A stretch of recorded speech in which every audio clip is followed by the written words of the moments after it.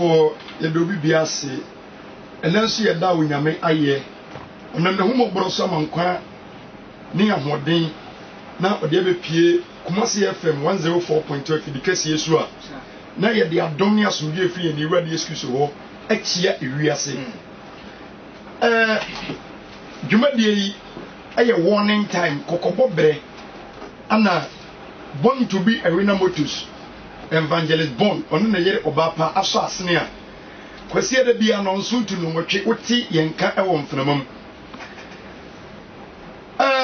Born to be Arena Motus, a Jumukua, a war as a fitemua. Omotor car spare pass. Omotor car aqua, American car, Japan cars, Korea cars.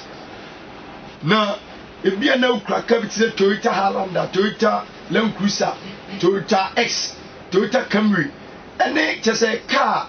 beer bronia ye ni bibini so aye no ukọ ne nchen ya obenya ne spare parts bi ato steer rack fan motors air conditioning bags shaft shock absorbers ene gearbox ne ade bi fa car ho no ukọ evangelist bond and born to be Arena Motors on sa be ka bi timo mo yusu ti ase na car no ye kamfoma mo se mo pe car spare parts papa to anye faker Muntu Mirikani and among Enko as a fitemu. Na evangelist born on the year Obapa, Elmo Biato, be an apese, O Freno, now Okran will be a fitting shop will be outside Kumasi, and make Kumasi, now quite get car, not quite big Subuho, now so Tonyam Faswa, Fenozel 244 86 59 94 0244 86 59 94 on the year, cast papers and Oton, El as a fitem Kumasi. As a fitamu, Okon and Tenya, Obama on Yemen Biatona, Wasai etufo, no Messiah Bessi Ayanunti, Sabre a tier for and Shannon Sonamon Color, no within the Niga, no son ye be abeso Jumedi Asene, Evangelist Bond, Mr. Isaac Bonsu, Ono Hokani, no Bushina, none of pay Iradi and Shaman Omamon Quatney and Modern.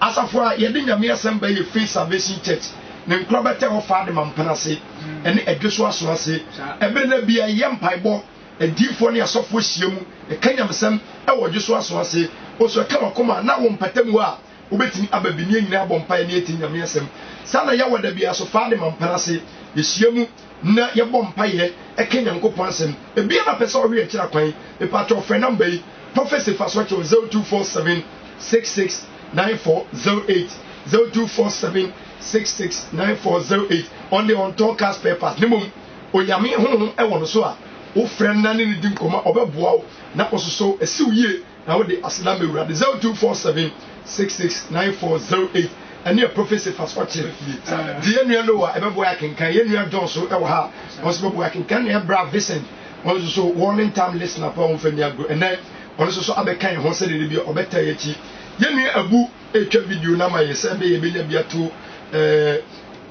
Facebook ne WhatsApp ana DJ Prince titi adwuma o chinchi mafide na funuma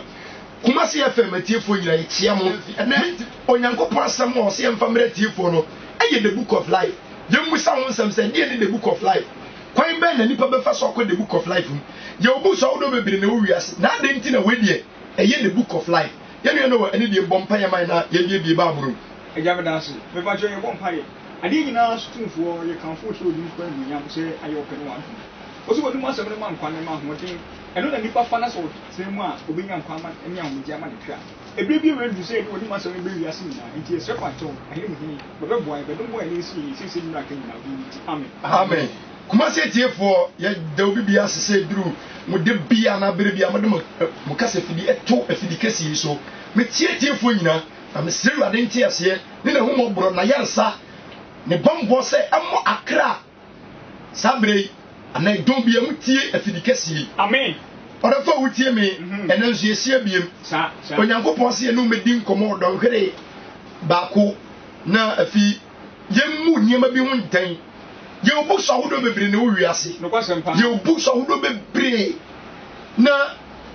you were the book of life, and you would Yanko Pon and come one. And don't take me without say, and woman bay, and I don't blame a wootie who would do. Na enuma bay na wo bompa ye say that yan come be udi bekom obisi yebusade ni book anade ne krata obi fo bi kire mu say a book is a medium of recording information in the form of writings or an image typically composed of many pages bound together and protected by cover. Osieka enwoma ana book a eye enema bi ensemfuo bi a yakurutire edi egu ade bi mu a ebo nipa ekire kwanya hoduo bi efa ade bi ho ebo ade bi ho dawuro edi ade bi adanse na aya na ye ade bi abo ho ban aye fa ne cover. Oh na ye obu so wodo bebira mintimi nka menkura wodie ma twere buku kakra bi na to na yanto yeso fa boni cheni pada amen na meka se so bi kura twere buku na bu so wuriase no buku ba ko pe an twa se wo wutie me wo bompa ye se dachi ye nkoma bi udi bekom no kwasem pa oja obi din wo Ghana akatua ngumam obi din wo Ghana electoral commission ngumam obi ni din wo hospital bi ngumam obi the flag ne ba obi din ewo asori bi din mu sanity ye obi ekuo bi ayato ne mpata mu en na din dai ewom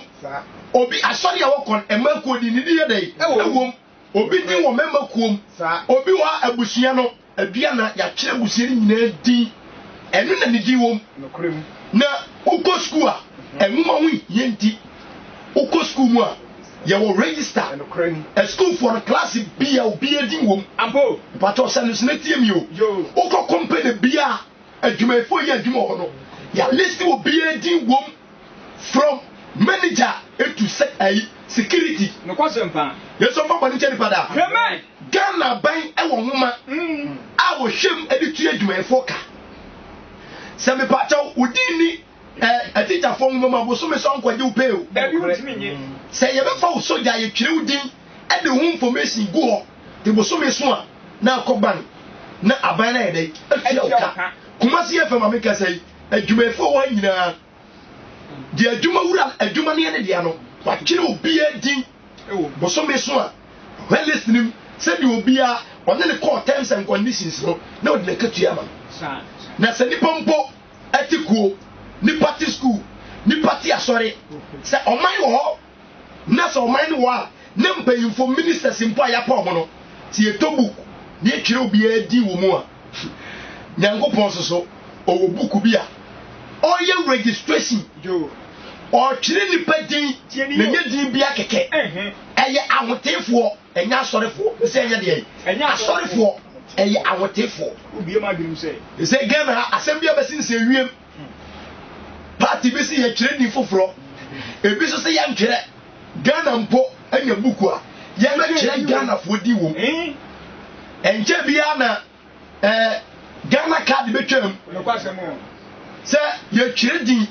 woni wan go twere bia wonya de Ghana ni e so fo boni chedi pada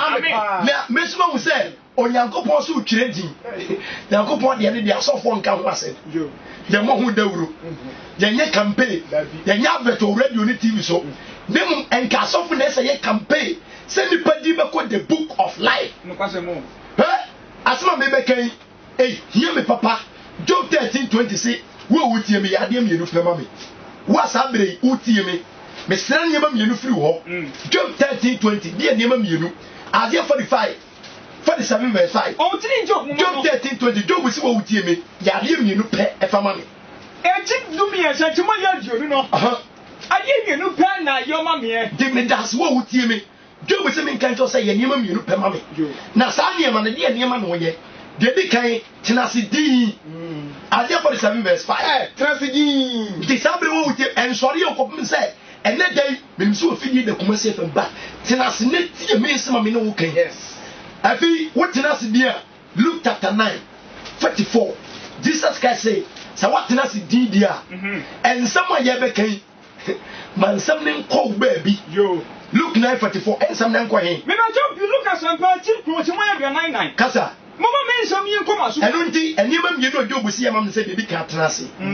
na de to so mienu ma me nsam me bekan enko waso na dwene ho the book of life enko yes jewo history books awodo bebre sanete jewo geographical books ye share the kokko tutu kwan hu baby amepo wonsu wo ye autobiography onipa etena se ahwere ho asem e de ato ye wo saying books awodo bebre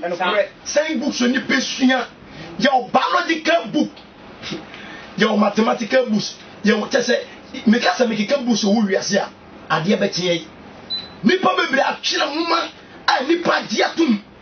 papa be friend Edward Gibson or the declare and fall of Roman Empire. Zambuku nipa kan. Ya obuso awdo bebra e bre ma me kwama me moboso. Na nipa sua but you the book of life. Oh, and kwama na sabinu mi no din ni mu a e bre bi ba said the last week e kan bonsam jam no. So we dey bi Nyankopon kwama ni registration book no ma. Bre bi ba what nipa betu ja enum dem sa. Awadimba wo bo bra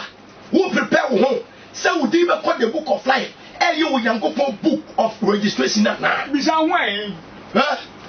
Joshua 3:9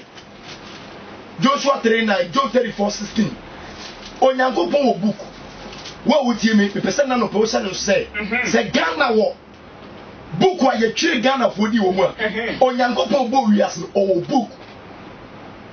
Joshua 3:9 me ba jump Moses akwa Joshua nwa no etimi asachima ya nkron kasamrafo na Joshua ka kire so mani ni ye ka kire tifo se montwemra ha montwempini mu wura du na mu biebi na kese na monti odu Nyankopon sem onam ye nso ka John 34:16 Awuntimi Joe 34 verse number 16 kasamrafo so bi onhurumu a se wo onhurumu a wo dwini nsema make se adwuma obi bie adwuma o kire adwuma efodi obi ebie company o kire mu din se bi obi tuo mu ka Ghana fo oman Ghana mpo yetime kire din mu Ghana fo rodo a Onyankopon soso ewo book a wo kire awotifo di wo se wo nwurumu a tie me nsem wa me na me nsem nko na ma me nsem a make enko waso ya ma ba mo nche di pada atie fo me say de bi kan Onyankopon o book se nipa mpo timi kotobu a list information bi gum sabe ya da chidi sa ope bibia obekọ akọbuku num akọba awudi ensem esisi ye obi okra wo dari because obi wo dari do di ni birthday di esi nyina wo kurukire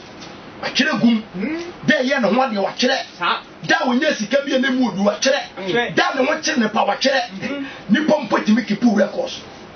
na Nyankopon we obekibi Exodus chapter 32 verse 30 ebe na Israel for nam no